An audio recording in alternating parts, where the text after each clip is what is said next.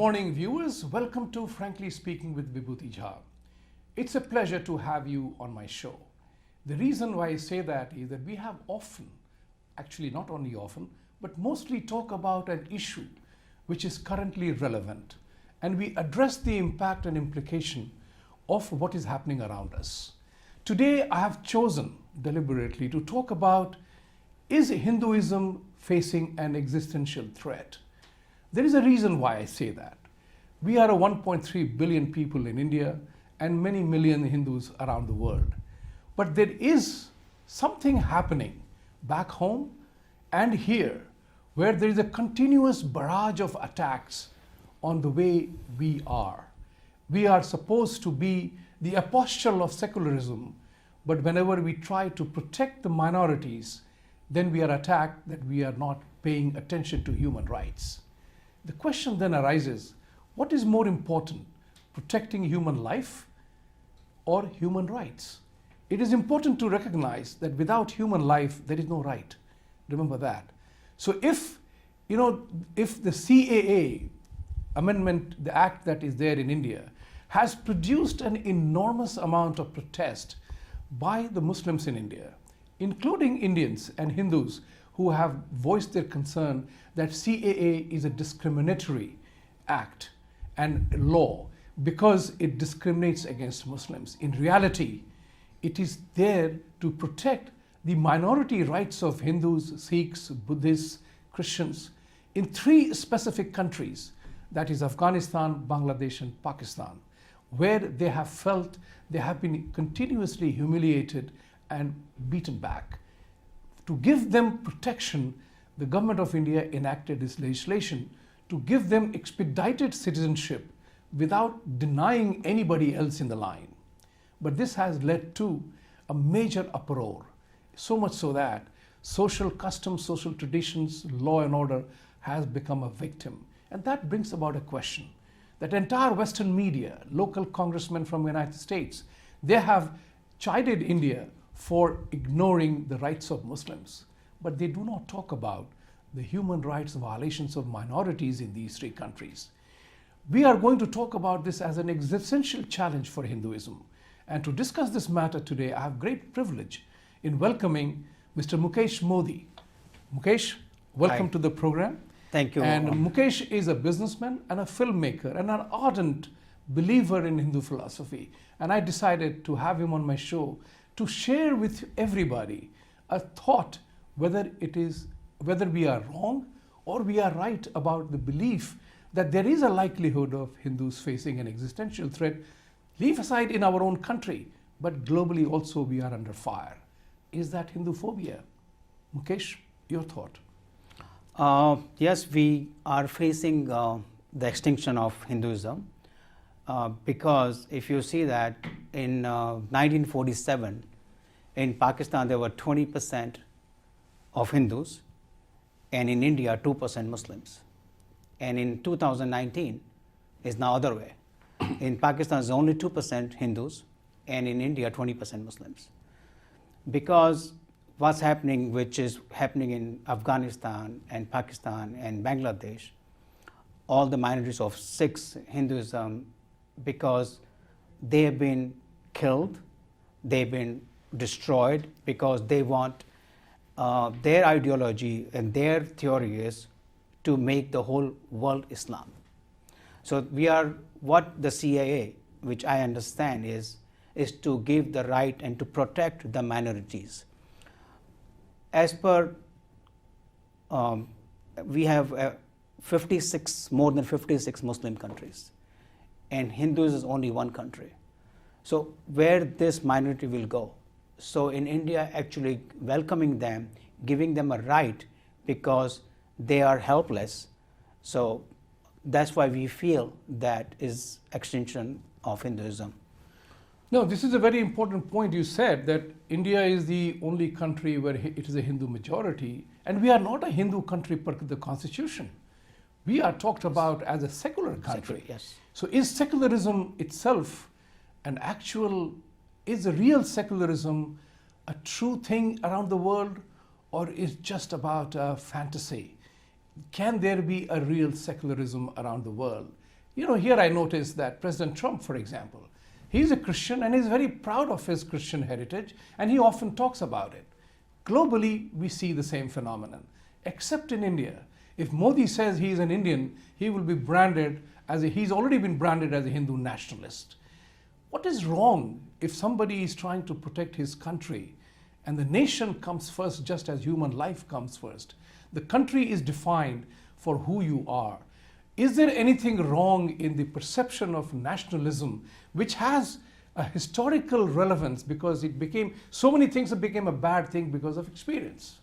So nationalism became a bad thing because of Hitler, and fascism came in Mussolini and other things. So the nationalism right now is a taboo word. If you say you are a nationalist, then you are not a liberal. So there is an element of confusion, and the social acceptance, political acceptance of nationalism is at a low level. But the question then arises that does a nation have a right to protect its boundaries, its culture, its traditions, or not? Of course, national has a right. I'll just give you a very small example. If anybody come to your home, any stranger, would you let him come in? You would not let him come in unless and until you know the person very well. So the boundary and all that has to be there. You don't want to invite. CAA is just an example to give the people who are helpless. But at the same time, the people who came illegally and doing the violence all over India, we want to get them out. That's why the Modi government is introducing NRC. So we need, because we don't want, if you cannot allow anybody to your home, how can you allow in the country? So the person who's coming illegally and doing violence, if they are peaceful, we understand, but they are not. So that's why the NRC is being introduced. So NRC has not been introduced. No, not yet. Yes. They are not confirmed yet, but they are planning, and they are against NRC and against CAA.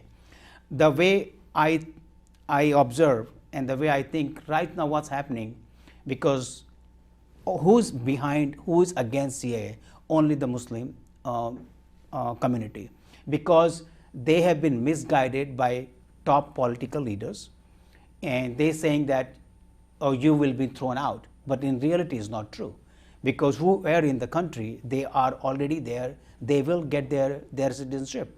So they've been misguided, and also at the same time I feel that they are fear that they will have no power going forward, because 370 happened, triple talaq happened, so now they're scared. So that's why they are doing all this violence and against CAA, because they think they will have no power. And this is what is important. What CAA has done is two things. One is the average politician has incited the fear factor in the Muslim community, and as a result of which the liberal thought processes are inciting them, and they are becoming part of the protest against that, not realizing it's not against any existing citizen of the country. To that end, I feel perhaps the Modi government and BJP ought to have done a better communication of the agenda to the people, so that they would have been able to go on offensive rather than trying to explain in a defensive way. That's something which has gone wrong there, but the important point is that nobody read it. If you read it, perhaps you would know. So, but then education levels being what they are, that's a problem. But what has happened with CAA, Mukesh, is that it has exposed the true intent of an average Muslim. When you are seeing that people are issuing threats of Pakistan Zindabad in public speeches, and when Muslim leadership talks about that, give us 15 crore, 15 minutes, and we will prove it to you that we will manage 100 crores. Imagine if a Hindu had made a statement like that 100 crore Hindus will take care of the 15 crore Muslims, it would have been an international furor. But on the contrary, nothing has been said. Now, I'm relating it with the existential part of it, because globally, Hinduism is under attack. I get that cue from when you watch the mainstream media here. They will often talk about that Christianity is under attack all over the world, whereas Christianity is in 150 countries around. So if they are under attack, just imagine how we have to respond to that. Your thought on that? See, we have to go see the history, what has happened, like who is against Hinduism. First we have to find out why they are doing it, because if you see, the Hinduism has been cruelty ruled by 750 years by Mughals, Muslims, more than 250 years by colonial Britishers. But we are still alive, we are still there. Even though after so many things happened, we are still 80% of Hindu, almost 80% of Hindus in India. So they've tried their best to kill or to eliminate or to extinct Hinduism, but Hinduism is not so easy. Hinduism is not a religion. Hinduism is a Sanatan. Sanatan is since ever and forever. So the religious is for since ever and forever, will never die, will never die. So they have to understand that they are trying their best, they want to keep it, because what's the Sunni Muslims theory is, they want the whole world to become Islamic. They have divided the world into two. One is the Muslim minority and Muslim ruler. So they want the Muslim to rule the whole world, convert them or kill them forcefully. After the first everything, I would say, when the person is born, he's a Sanatan. And then after you decide which religious is off. Every religious, including Jainism, Sikhism, Muslims, Christianity, there is a way to convert the people into the religious. Hinduism doesn't have that. We do not have anything which is convert anybody to Hinduism. So because we were born in Sanatan, so everybody was Sanatan, but then after they changed, only the Muslim countries, the Muslim people or the Muslim religious or Islamic religious trying to convert the people forcefully, but not any other religious. Sikhism, Jainism, Buddhism, they don't have anything power of war, or they don't want any war against any other religious. Only Islamic terrorism people, they only want everybody to convert into Islamic. Now, that is a very important point. You brought in about the history and you used the term conversion. Now those are very important things. Remember one thing, India has been home to every persecuted religion in the world. And we were the country, we had 26% of the world trade. That's why we were known as the Golden Bird. So the Islamic invasion or the British colonialism that came to India, they didn't come for incredible India tourism program. They came to be part of the wealth of India. And the resultant and the open arms policy, the open border policy that India followed at that time, everybody made it a home, and India became easily exploited. Because the genuine niceness of the Hindus Sanatani people began to be exploited. So today, you think about it, between year 1800 to 1900, 25 million Indians died because of the British policies of exploitation.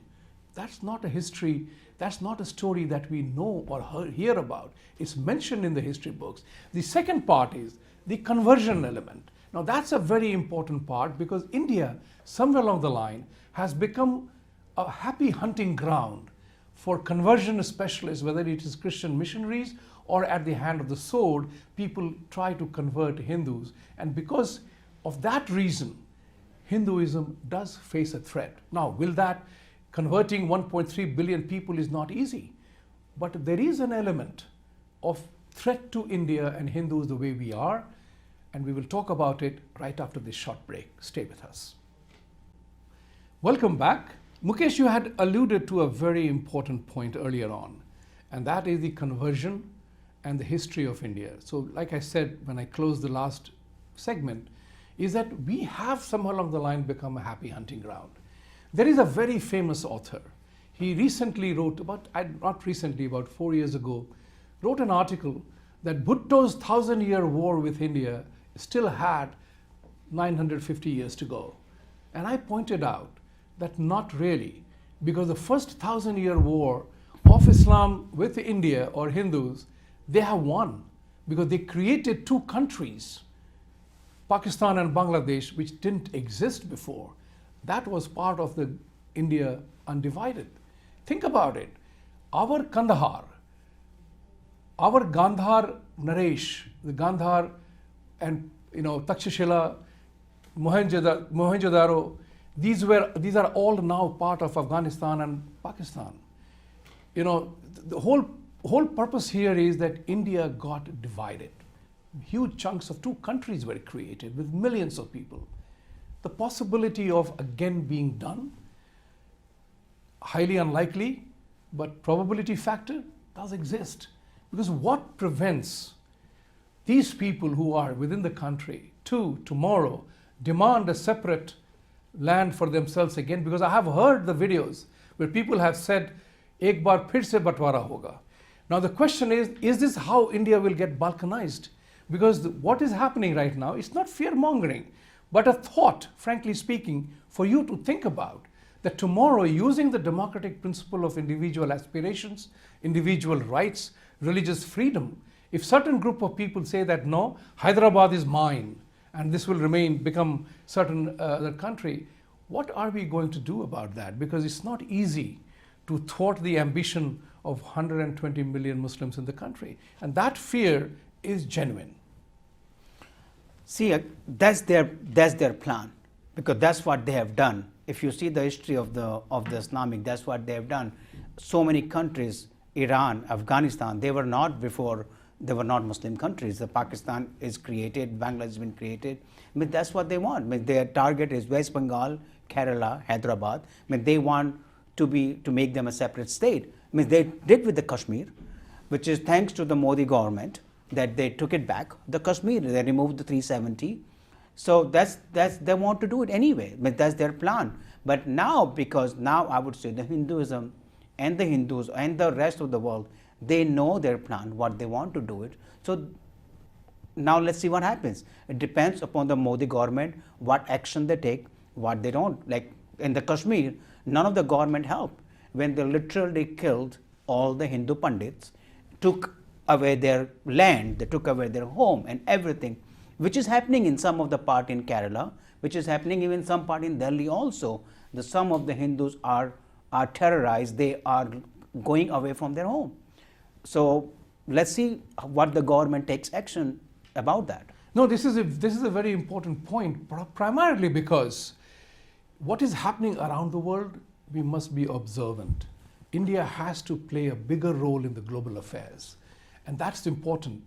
Recently it happened in Belgium, where people have won the election and they want to go to declare Belgium as a Sharia country. It is happening in Sweden.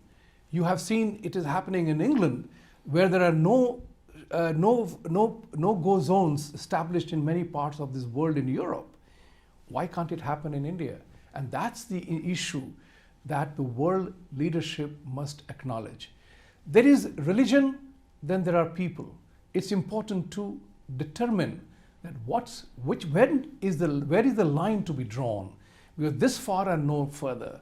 I take this lesson from Ramayan's Lakshman Rekha, because we have to draw a line, because there is a consequence of everything that happens. It is important to bear in mind that we are not trying to inflame passions, but it's very important to be cognizant of what is happening around you. That brings to another point. You refer to Kashmiri Pandit scenario. This is a question that I was asked in a mainstream Americans when I was sharing with them that out of 400,000 Kashmiri Pandits who were expelled after a genocide in Kashmir, none of them became a jihadi or blew themselves up or fight back. And that was the question, that while on one hand we admire the tenacity or the survival instinct of Kashmiri Pandits or whatever, but the question came about how come nobody fought back? Because there was an atrocity being committed. That Hindu practice of running away from a situation, it happened in Kairana. That is something which encourages Muslims, because 1,000 years ago, a handful of thousands of them came and they began to rule us. Think about it like this, 1941 census, just Google it, and you will find that there were about 145,000 British in this country, plus women and children, and they ruled us millions, using our people against us, using our resources against us. British impoverished India, and that brings to the next context is that where is Hindu unity? Okay. We have warriors, Shivaji, Maharana Pratap, we have any number of warriors, but how come our unity was not there to thwart the evil designs of aggressors? I'll give you a very good example about the Hindu unities. See, it was a very systematically, very well planned by, I would say, as per my opinion, is Congress and the big leaders of Muslim people or Muslim organization. They have changed the history. They have completely divided the Hinduism by saying, oh, you are a Brahmin, you are a Rajput, you are a low caste. So they have already divided. I'll give you a very nice story about, there was one of the farmer, he has a big field, and the four people, the four good friends came to the farmer. They didn't know it belongs to whom. They plucked some apples and all that, and they started eating. There was one Brahmin, one Rajput, one Baniya, who is a businessman, and one was a barber, which is a low caste. But they were good friends. Mm-hmm. Farmer thought, I need to give them punishment because they are stealing my apples, my food. But then he knew, how can I beat them because they are four and I'm the only one. Mm-hmm. So he comes with the stick and he goes to the Brahmin. Oh, you are a Brahmin, you are the service you are the best. And then he goes to the Rajput. Oh, you are the one who's protecting everyone. And then he goes to the businessman, the Baniya. He said, oh, you are the one who is giving the business to everyone. I said, then he goes to the barber. I said, you are nobody. You have no right to take anything from me. And he beat him with the sticks. But the rest of the three did not say anything. Because what he did, he already put them a butter, give them some kind of importance, so they did not say anything. Then he went to the businessman. He said, you are a businessman, you know how it works. How can you? They are service trade, they are better. One is protecting the country, protecting the state. One is the services, is a Brahmin. Who are you? And then he beat him up too. But then they did not say anything. Then after he went to the Rajput, I said, Brahmin is like a god. Whatever you offer, it goes as to the Brahmin. But who are you? You're just protecting. It doesn't mean that you can steal. So he beat them up too. Beat him up also. So all three got beaten. Now he goes to Brahmin. They are your friend. They got beaten. Why should you left out? So that's how they divided now, everyone. This brings about a very different conversation. You are talking about the fact that, in Panchatantra stories, there is unity in strength. Unity is the strength, and there is a strength in unity. It has remained a story in Panchatantra. It has not been implemented actually. Thus, I have an anger, because you have to remember one thing. Unless and until we don't correct ourselves, yes, Hindu unity doesn't happen. We will continue to be exploited by those who are clever. Yes. So if we are talking about Sanatan principle, universal principles of life, if we don't use those principles to protect our interest as a community, then we are going to be beaten all the time and we will be losers. So what must happen? What must happen for Hindu unity to be a reality rather than a figment of imagination? And that leaves us complacent. Usko mara, think about it. And this is a very important point, that Kashmiri Pandits suffered genocide, but nobody knew about it until the 30th year of celebration or observation was. That is thanks to Modi ji to bring that. Yeah, exactly. Again, yeah. What I'm trying to say, for example, Sikhs were killed by Congress party in 1984 riots, 3,000 plus in Delhi alone. But it was not Hindus who killed the Sikhs. That's the important point to bear. It was the Congress party who engineered that entire thing. But at least Congress party is still defending those criminals who committed the butchery of Sikhs in that moment. Even Rajiv Gandhi had made a statement, when a big tree falls, it has its effect. That's the point which I'm trying to say to you, that how is it that we as a collective, 80% of the country, don't see through these machinations? What must we do back in India and here that our principle of protecting the minorities is very good, but how come we allow ourselves to be maltreated by a minority of Muslims and Christians who come with the right to convert? Now, conversion, in my opinion, and I will say this very frankly, is an actual sin against God's original intent. If God wanted me, like you said in the beginning, when a child is born, he doesn't have a religion or a faith. He is baptized. He is included. In Hinduism, there is no baptism kind of a ceremony. Yep. So as a result of which, if conversion, a child is born, he has no religion, right? And when a child is born, he doesn't have to be belonging to a particular community. So God's original intent is what?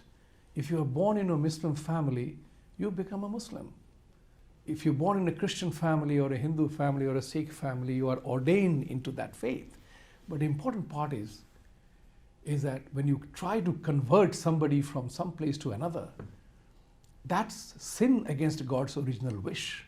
So I hear these days that Punjab has become a real ground for Christian conversions right now. Big time. Sikhs are converting to Christianity. My question is here, is that should conversion be part of a religious freedom? Or it ought to be controlled in a manner that you are free to be whatever you are, but you cannot use stick or rice to convert people to a particular faith. What do you think about that? Because there are certain places in India where anti-conversion bill exists, but people are, globally, India is being treated as 1.3 billion people happy to be converted to one faith or the other. See, what you read every day, how you've been raised, means in their books, in the Bible and in the Quran, it says that if you convert the people, you will go to heaven. You will get to punya. आप पुण्य का काम कर रहे हो, and this is good for you, and you're doing the right thing for your religious. So that's what they have been bought. That's what they have learned from the childhood. That's what they're doing it. But they have, as I said before, systematically at their plan. Some people, there's a love jihad. So they convert to the people by love jihad. They normally try to get married with the different religions so they can convert the women into the Muslims. And also at the same time, I would say poor. There are a lot of poor people. They don't even have a food. So once they get the money, they convert their religions because right now they want to survive. So it's also at the time for their survival, they change the religions, which Hinduism doesn't offer any money, doesn't offer any food, doesn't offer any shelter because we don't believe in that. But these people, like Christianity and also the Muslims, they give them money and shelter and some kind of food. So that's why they convert. So that, of course, there should not be, as you mentioned, when you are born in Hindu family, you are Hindu. If you are born in a Christian family, you become a Christian. None of any of the religions should force to anyone to convert. Now, the forcible part of it is very interesting. This concept of freedom of religion is a Western-inspired concept which came through between, crusades and jihad, the global war that these two ethnicities or these two religions have fought. Now, we will come back to the second round of conversations about what needs to be done. Stay tuned. We will be back right after this break. Welcome back.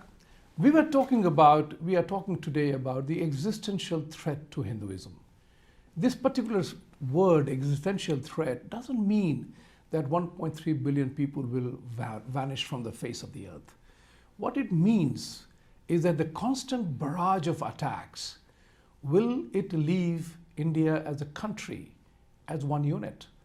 If Pakistan and Bangladesh can be created, there could be many more because there are 150 million Muslims in the country. So the question is it anti-Muslim conversation? No, it is not. It's a concern about protecting and defending our own heritage, our own history, our own way of life. It is interesting to remember that Hinduism is not part of any religious doctrine. It is part of a way of life. And this is where the West has stolen the march. We must learn from the Western democracies as well as the Christian faith. They were very smart about creating institutional framework within which things can be done. So let me give you a very mundane example. West has created institutions, whether it is Oscar, whether it's World Cup cricket, World Cup hockey, World Cup soccer, Emmy awards, Pulitzer prizes, Nobel Peace Prizes, Nobel Prize for whatever achievements. These are Western institutions, and they have made the rest of the world feel that only if you are honored by them that you feel a professional success. So the movie, the South Korean made in the recent Oscar, it won all the awards. Imagine the joy of the filmmaker when he won the awards. It was like, wow, he had achieved the golden bird. Now the question here is, what are we doing to build institutions as people, as a faith, as a belief? Hinduism has the beauty of one thing: whether you wanted to be a Hindu or you wanted to become something else, it never came after you as a persecutionary process. So the question here is, what do we need to do? Are we in denial that kuch nahi hoga, aise hi chalta hai? But we do know on the historical evidence that civilizations do vanish.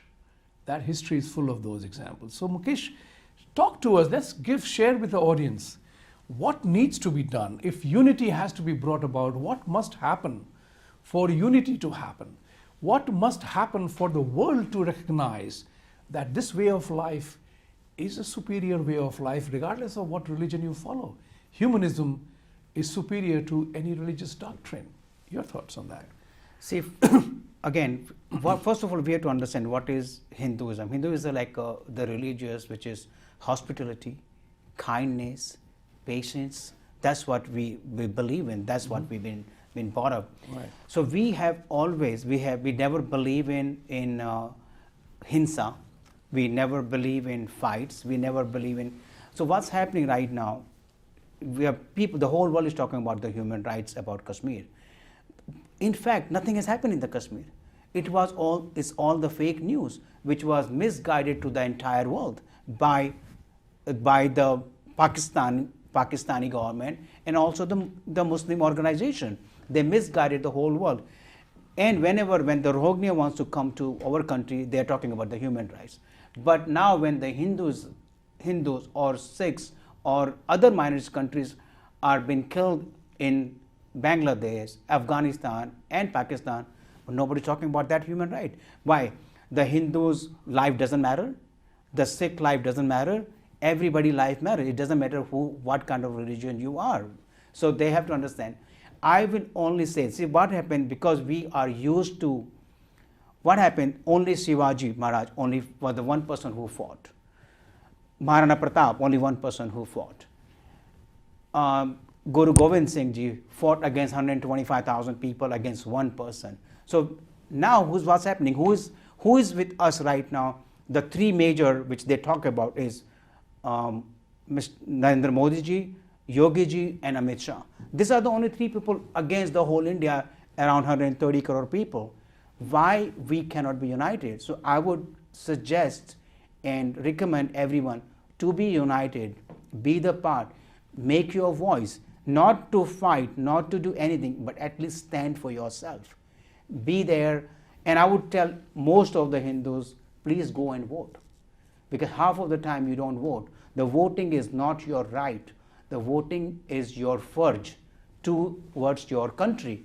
That's your duty to fulfill. If you vote and also be united, you can do and you can change, you can make changes what you want to bring it. And I would say also isolate the people जो देशद्रोही हैं, चाहे फिर वो कोई भी होवे, चाहे वो शाहरुख खान होवे, चाहे वो जावेद अख्तर होवे, कि चाहे वो नसीरुद्दीन शाह होवे, कि कोई भी होवे, the person जो भी देशद्रोही है, चाहे वो कन्हैया कुमार होवे कि राज बब्बर होवे, I'm not talking about Hindu, I'm not talking about Muslim, I'm talking about जो भी देशद्रोही है, उसको isolate करो, उसको boycott करो, That's the only way. Once they will say that you are united, then this will not happen. You have raised a very valid point to point out the obvious Deshdrohis. Now, important part there is that in a democratic principles, freedom of speech exists, freedom of expression exists. So if somebody is against something, doesn't make him a Deshdrohi, is it so? The important part here is not to brand somebody or deny somebody his right to dissent, but what point in time do we draw a Lakshman Rekha? So the point here is, I'm agreeing with you on this. So if JNU students shout Afzal Guru ke favor mein statement, if they say Desh ke tukde honge, that must be punished. That's what I'm saying. Anything against, you're talking about anything against your country. That's, forget, okay, freedom of speech is fine, or you are a bad person, you're a good person, it doesn't matter. Modi's chore, whatever they call, right? He's a chokidar, he's a chore, which is totally different than talking against your country. If you are staying in the country, see, everybody has their own religion, सबका अपना धर्म है. सबसे बड़ा धर्म है राष्ट्र धर्म.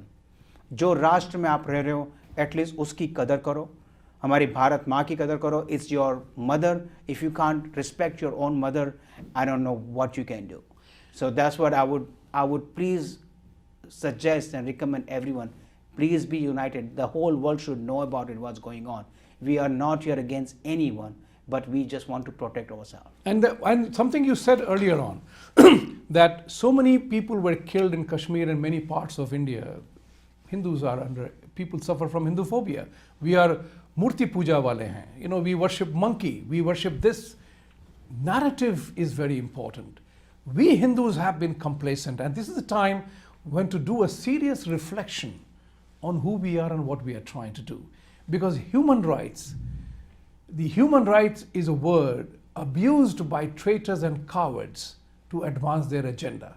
Because everything happens in the human rights. I can kill you if it comes to human rights. That's where the narrative has to change. Why did the world not talk about Kashmir Pandits' killings?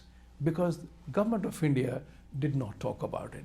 And I say this because with great sadness that when this happened, I was in Delhi. Nobody heard about what was going on there. Yeah, nobody, a lot of people don't know about it. So that's what the point which I'm trying to make to you, that you know it's very important for us to remain united, that if something happens in Kerala, it is the responsibility of a Bihari, Bengali and a Sikh. And if something happens here, it has to be responded to by others. So the question then again is, how do we make the world understand that we are not a threat to anybody? Because what we bring to the societies and life of people around is reality. The reality is that as people, it doesn't matter. I may be Muslim with my looks. I may be somebody else with my action. The question is, religion is not God mandated. God did not create religion. People did. And as a result of which, it has its own imperfections. Nothing is perfect. So the point of the matter remains is that how do we make ourselves relevant in the world play? Because right now we are kind of marginalized in the world play.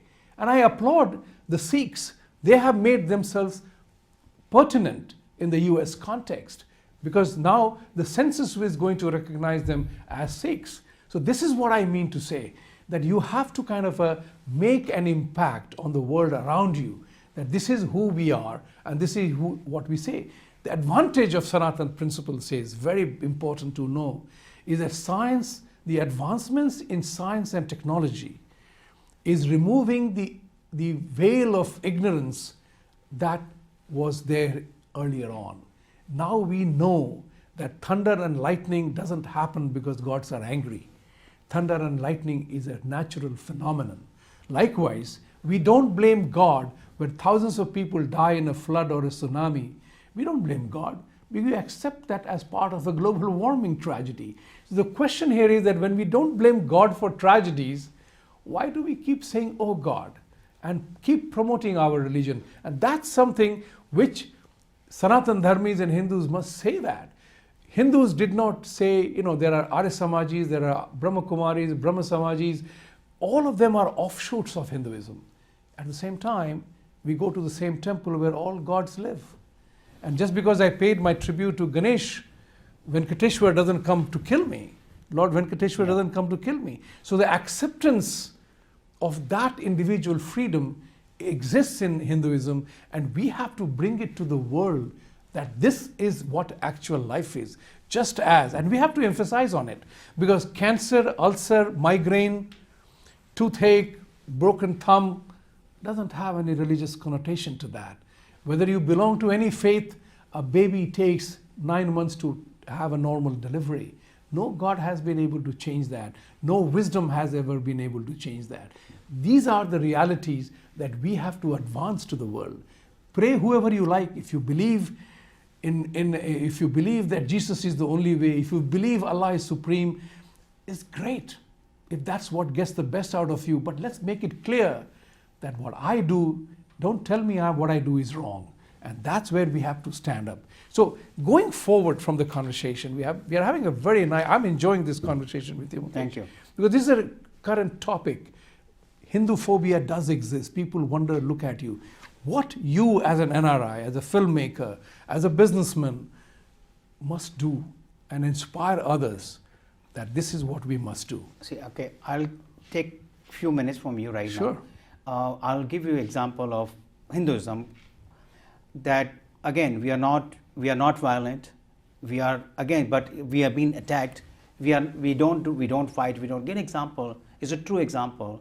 There's one of the Pujari came from India and he visited Los Angeles jail. When he visited Los Angeles jail, he did mantra, he chanted for the peace and all that for the people surrounding in the jail. After he chanted, everybody was in peace and they were really, really happy. And then after that, he visited the jail, entire jail. He saw there is a mosque in the jail. He saw there was a church in the jail. He saw there was a synagogue in the jail. He saw the different, he did not find any temple, Hindu temple in the jail. While he was going, all the people from the the prisoner, they said, please come back, do this chantam and do this mantra again. It gave us a lot of pleasure. So that Pujari asked the jailer, I visited your jail, but I did not find any Hindu temple. Are you racist? Why are you discriminating us? He said, I am in this jail for last 25 years. Not even one Hindu prisoner came to the jail. What does it tell you? That we are peaceful. We don't believe in violence. We don't commit crime. So that's the true story. It's not which anybody can see it. Now, you mentioned about the science. All our Vedas are written after researches and after the study. And I can give you example right now. If anybody know what is Panchang means. Today's Panchang, it was written even thousands of years back. And now, today, even that Punjab can tell you, after 4 years, after 5 years, there will be Surya Grahan, there will be Chandra Grahan. How they know about it? This is all studied and done. We knew, all our rishis, muni, and they knew what was in the universe and all that. No, this is, you have pointed out a very important thing, that there were no Hindu prisoners in the jail. And I remember my conversation with one senator who said, we love you Indians as immigrants to this country because you are educated, you have high family values, you take care of your children, you are least problem from a law and order point of view, you belong to the highest median income, and you ask for nothing. Now, it is important to remember here that we have to take the virtues forward. We can't be taking it for granted. In life, something is there. You can't become complacent. Just because I'm good, the world must know. And this lesson came to me from my interaction with my American boss in India when I was working for an American company. He said, if you do not tell me what you are doing and how good you are, how will I ever know? I could have easily said, it's your job to find out how good I am. But it's my responsibility to reach out to him and let him know. And that's what is good about our faith, is that there is tremendous amount of good universality of principles. Universal happiness, universal joys are common to everybody. The important part is we have to let people know. And to let people know, we have to be part of the process. So for example, let me give you a very important example. Sports is my favorite thing. My life lessons are drawn from sports. There was a time, we are not in active sports in most of the cases. We are not big soccer nation. We are not big in many sports.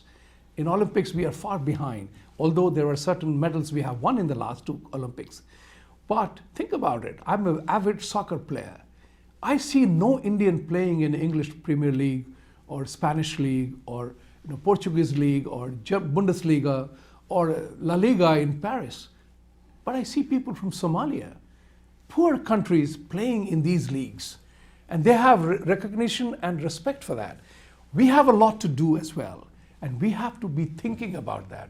How do we make a positive impact by being who we are and talking about it? That's what makes life interesting.